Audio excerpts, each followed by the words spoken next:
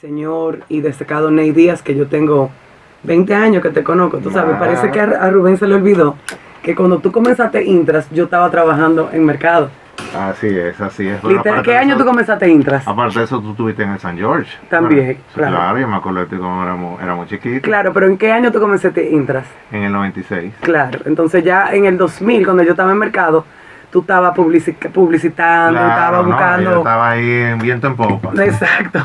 Bueno, de eso vamos a hablar de todo. Aquí Claro vamos que con sí. una musiquita de nuestro queridísimo Tony Bennett. Y nos fuimos. Por lo cual yo no te puedo decir, el primer taller que yo hice no guarda ninguna relación con lo que yo puedo haber Estoy estado hecho haciendo 3 o ahora 4 mismo. años después. Mm. No, al poco tiempo de haber empezado. Era un seminario más masivo, era más económico, todo era un poquito rudimentario. Fue un seminario que fueron 128 participantes, que gracias a Dios también nos fue bien y por eso me quedé entusiasmado. Pero ya luego a partir de ahí es que yo empiezo ya a entender y a identificar cuál era el posicionamiento que yo quería crear y cuál era el producto que yo quería promover, cuál era el servicio, el tipo de servicio que yo quería promover a nivel de capacitación. ¿Te recuerdas cómo pasó eso? Sí, mira, vuelvo y repito, siempre hay un momento catalizador. Yo estaba en una zona de confort, desde el punto de vista de que estaba trabajando también, no estaba dedicado 100% al tema. En el 97 también me hicieron una oferta de trabajo en una organización empresarial que se llama la UNEC, quizá ustedes la conocen. Y yo manejé paralelamente ambas cosas, aparte de que daba clases de televisión y tenía clases en la universidad y tenía un programa de televisión. Sí, yo tenía, y acababa de tener una bebé también. O sea que ya tú sabes, eso nada más lo aguanta uno cuando tiene esa edad. Sí, ya lo sabes. El tema es que a partir de ahí yo voy perfilando, voy viendo un poquito por dónde me voy a ir y me identifico que me tengo que enfocar básicamente en la capacitación de ejecutivos.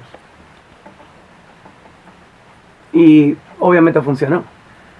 Yo te puedo decir que sí, que funcionó realmente porque estamos aquí. Primero, Sí. estamos hablando de eso. Ha sido un proceso de evolución continua, un proceso bastante retador en todos los términos. Realmente yo digo que dedicarse a la educación en este país es un apostolado, incluso desde el punto de vista empresarial. Pero la verdad que con muchísimas satisfacciones, muchísimas gratificaciones, como dicen en inglés, muy rewarding todo esto. O sea, todavía hoy me envió, bueno, tú le diste like, Robbie Cabral, que es un emprendedor súper innovador que vive en Los Ángeles. O sea, este negocio te da la capacidad o te vincula con una cantidad de gente interesante que realmente yo no me cambio por nadie, honestamente. Y los cursos son de negocios, ¿no? De business. No. Háblanos de qué son los El cursos. target primario son ejecutivos de empresas. Pero dentro de ese target, el espectro es muy amplio. De hecho, un grueso muy grande de nuestra oferta es lo que llaman habilidades blandas, soft skills, que son básicamente las que hacen la diferencia ahora mismo. O sea, ahora se está hablando mucho de todo el tema de la inteligencia artificial, todo el tema de la robótica, todo el tema de machine learning, y en lo que coinciden todos los estudios habidos y por haber relacionados con el tema, es que ahora más que nunca, y sobre todo en el futuro, lo que te va a hacer a ti destacarte, que es lo único que las máquinas no van a poder hacer en 20, 30 años, son esas habilidades blandas que tú desarrollas desde muy temprano y que la vas potenciando a lo largo de tu carrera profesional. Entonces la verdad que nosotros hemos hecho mucho énfasis en el tema de las habilidades blandas. ¿Cómo cuáles? Pero inteligencia emocional, por ejemplo, liderazgo, gestión de conflictos, planificación y establecimiento de objetivos, comunicación, habilidades de comunicación. Manejo de empleados. ¿Perdón? Manejo de empleados. Supervisión de empleados, nosotros, de colaboradores. Una de las cosas que nosotros hemos hecho ahora es, con todo este tema de la pandemia, es, como tú entenderás, a mí en marzo me bajaron los breakers. O sea, cuando nosotros nos fuimos el 19 de marzo al confinamiento, yo con 30 y pico de empleados, nosotros no sabíamos literalmente dónde íbamos a producir el próximo peso. Porque todo el modelo de nosotros era un modelo presencial. O sea, mis conferencias eran presenciales, mis eventos eran en hoteles, mis entrenamientos eran en empresas, pero todo era presencial. y en una de mis empresas, que es Intras, que es la más conocida, era con expertos internacionales. Skills ya se maneja con expertos locales. Y la verdad que nosotros tuvimos que reinventarnos completamente. O sea, los emprendedores ya usan un término que se llama pivotear también. Depende ya quién lo diga y cómo lo diga. Nosotros tuvimos que hacerlo, pero al vapor. Y gracias a Dios nos pudimos ir a una oferta virtual y hemos prosperado bastante dentro de ese enfoque virtual y en un tiempo récord gracias a la colaboración de los empleados. ¿Y cuánto tiempo te tomó hacer eso? ¿De marzo a qué? ¿Cuándo comenzaron las clases virtuales? Nosotros ya, yo te diría que 2 meses dar un giro de 180 grados al negocio. Y es bien jocoso como una situación, volvemos al punto, a lo que yo llamo el evento catalizador o un factor catalizador. Yo me encontré el otro día un correo electrónico interno a nosotros, una comunicación interna, donde yo decía que nosotros teníamos que hacer webinars. En el 2010. Ok. Era el 2020 y no habíamos hecho el primer webinar. ¿Por qué? Porque no era necesario, no lo necesitábamos, era algo adicional, era un plus que íbamos a añadir, pero el día a día nos quitaba nos demandaba muchísimo tiempo y energía y cosas más inmediatas, con un retorno más inmediato, pues entonces seguíamos en eso.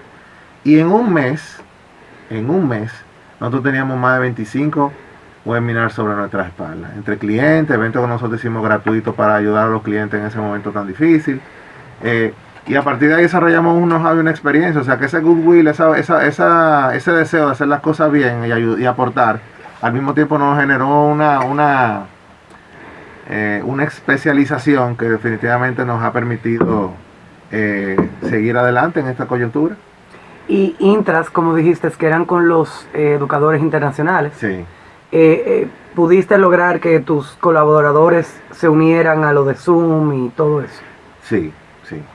A nosotros nos tomó 2 meses tener una oferta rápido ya robusta, ya mercadeando.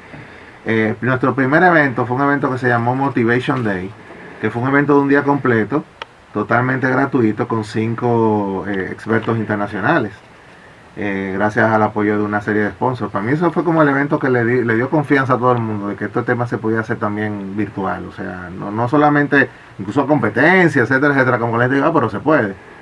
Y yo te diría que a partir de ahí ya teníamos mucho know-how para empezar a hacer ya los talleres que hacemos, etcétera. Yo diría que nosotros lanzamos en junio, pero nosotros estábamos listos desde mayo.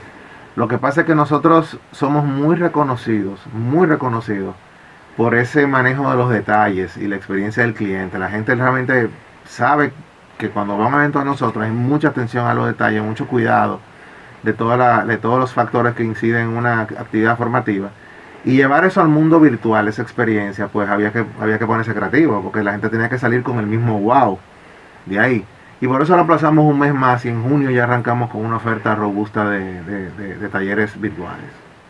¿Y cómo le ha ido? Bien. Hay que definir bien.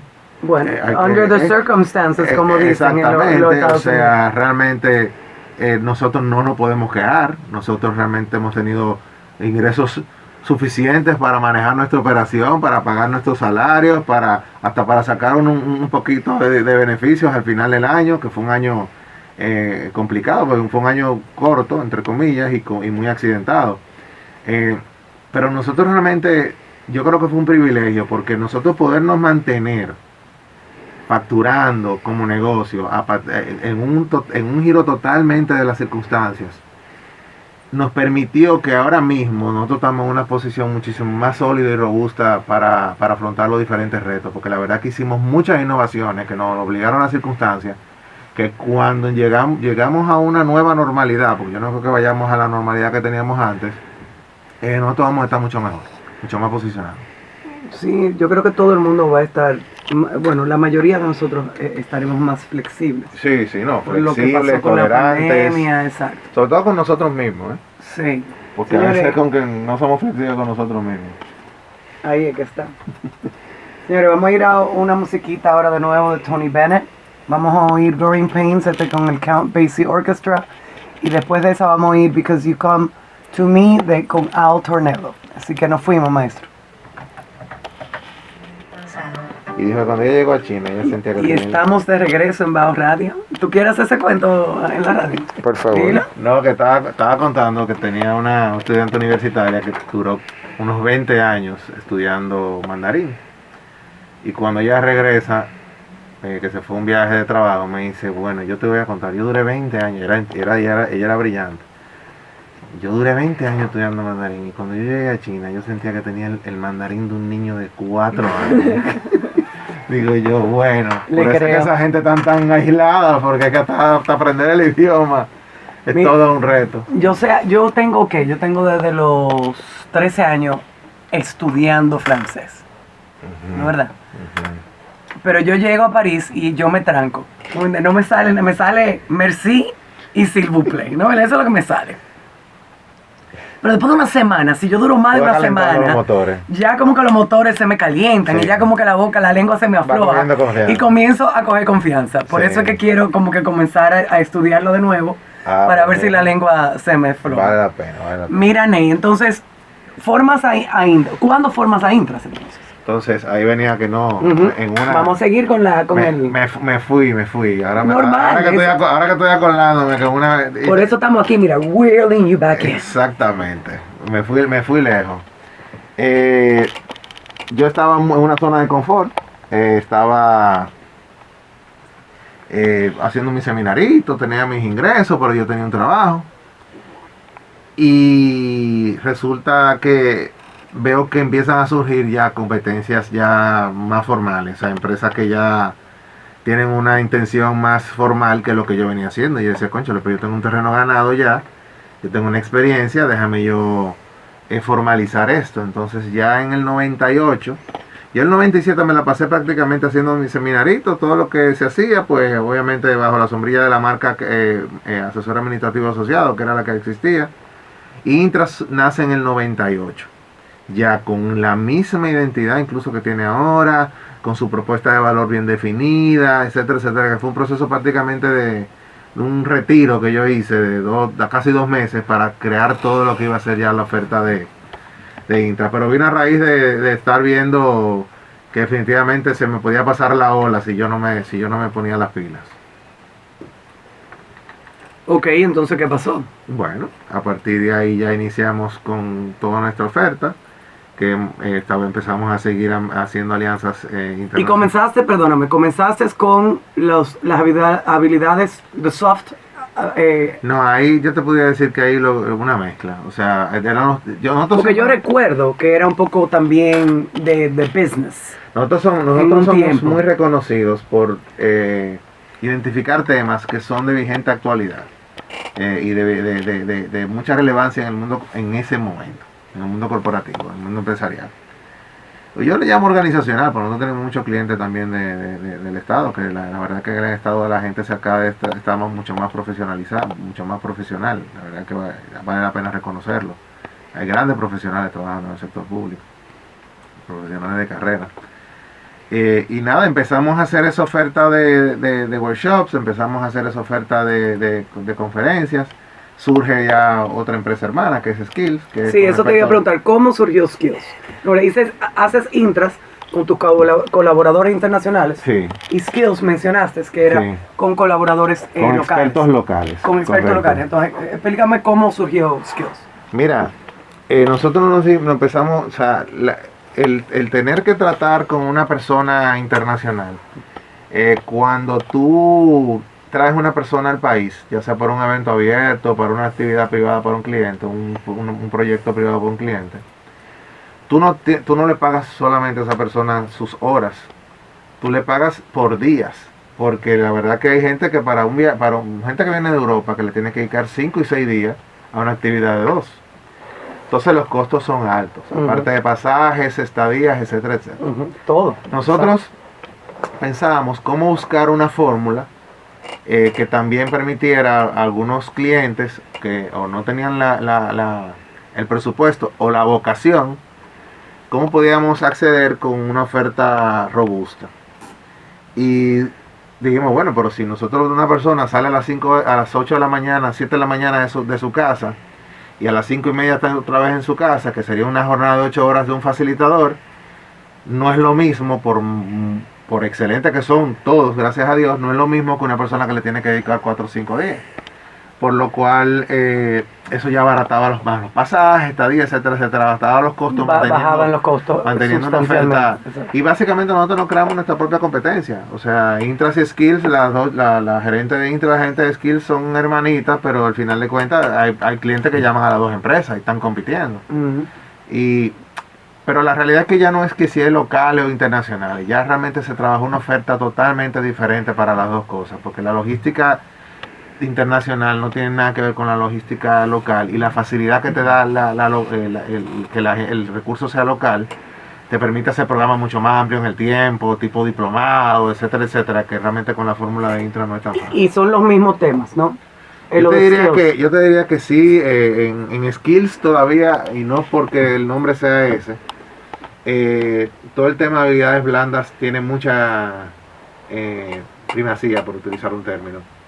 Sin embargo, en el caso de Intras, pues hay un mix, como tú bien decías, de temas corporativos, gestión de proyectos, finanzas, riesgo, etcétera, etcétera, con ese mix de habilidades blandas. Pero en el caso de Skills se da mucho más el tema de habilidades blandas. Ok, entonces, yo me encuentro interesante, porque tú abriste, y yo espero que tú debes de entender esto como mercadólogo perfectamente bien, que la competencia, sea tuya o sea de otro, es muy buena. Sí. Tú abriste un camino para otros, Sí. para hacer lo mismo que tú haces. Sí. ¿Qué tú piensas de eso? Mira, esto va a sonar como muy filosófico. Esto va a sonar como... No, para mí no, porque yo seguro que te voy a entender. Muy bonito, pero a mí se me hace difícil pensar mal de la competencia.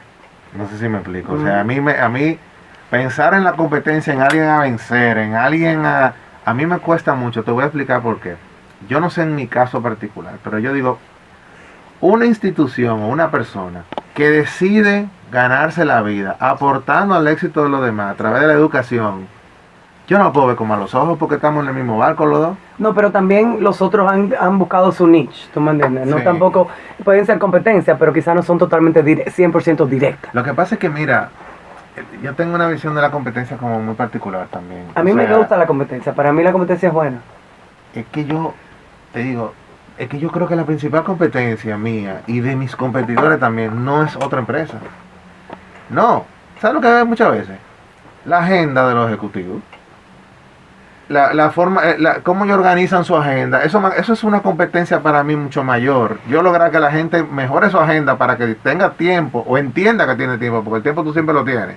Entienda que tú tienes tiempo para formarte, capacitarte y educarte. Eso para mí me genera, el que una persona diga, ay, yo no puedo ir porque estoy muy ocupado, me genera muchísimo menos venta que un competidor que en un momento determinado haga algo parecido a nosotros. Entonces al final de cuentas estamos todos como expuestos a las mismas fuerzas.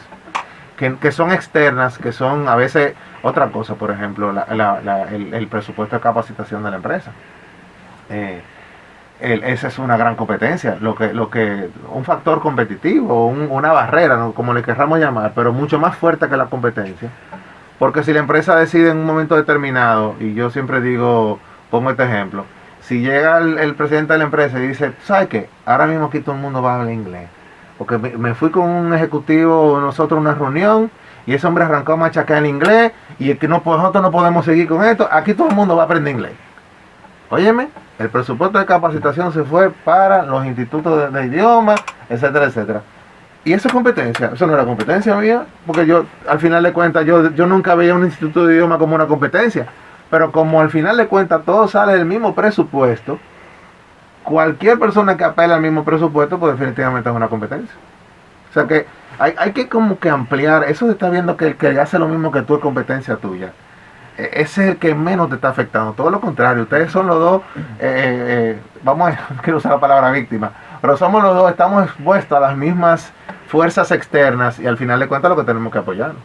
No voy a apoyarnos y quizá distinguirse uno con el otro, Claro. no necesariamente como tú acabas de decir, no, porque el otro, no. Apoyarse, pero también distinguirse. Ney hace esto y ok, Micaela entonces va a hacer esto. Claro. Apoyando a Ney, que Ney me apoya a mí. Cada quien tiene su espacio. Tú me entiendes que cada quien tenga su espacio. Eso es muy difícil aquí en este país. No, ese pensamiento isleño no nos ayuda. Para nada. No nos ayuda. Aquí el tema de colaboración es todo un reto. Porque nosotros realmente lo tenemos metido en nuestro ADN histórico, ese individualismo. Entonces la verdad que hay que hacer un esfuerzo para lograr que incluso, bueno, los anglosajones tienen un término que obviamente no es de uso común, pero lo crearon. ¿Sabes? Los americanos inventan todas las palabras habidas y por haber, que es competencia, que es una mezcla entre cooperación y competencia. O sea, competencia, o sea, vamos a aliarnos, somos competidores, vamos a crear cosas y al final nos beneficiamos los dos, aunque sigamos compitiendo en otras cosas. Sí, eso es muy difícil aquí en este país. Sí. Vamos a ir a una musiquita y después vamos a ir al noticioso. Y regresamos aquí con Ney, que vamos a hablar sobre su libro, las 12 preguntas. Y regresamos en breve, señores.